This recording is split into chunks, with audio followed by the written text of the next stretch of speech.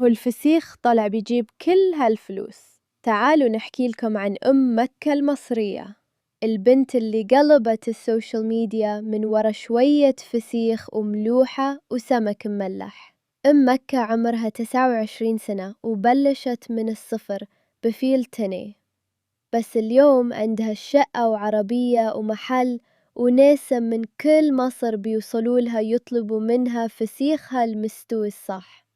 البنت هي بلشت شغلها بيدها وبدعم من جوزها وأهلها، وبتقول إنها ما كانتش تتوقع إن الفسيخ يفتح لها كل هالأبواب.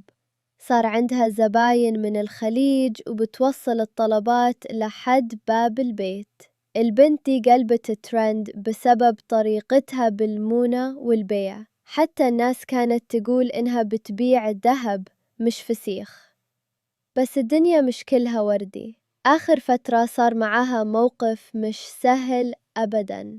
دخل عليها شباب على المحل بشبرا الخيمة وكان معاهم سكاكين، وهددوها وكسروا المحل، وهي صورت كل إشي ونزلت الفيديو على النت، وكانت بتبكي وبتستغيث وتقول الحقوني وأنا ست غلبانة عايشة بالحلال.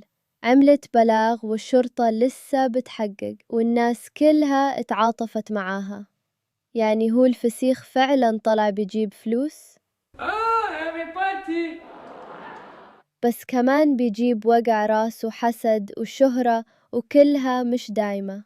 أم مكة قصة بنت مصرية بسيطة اشتغلت وتعبت وربنا فتح لها، بس ما نسيتش تقول إنها بتساعد الغلابة وبتطلع صدقة من كل رزق بيجيها. الله يوفقها ويحميها من كل شر، وتضل قدوة لكل حدا بده يبلش من تحت ويطلع لفوق بفسيخ ولا بغيره.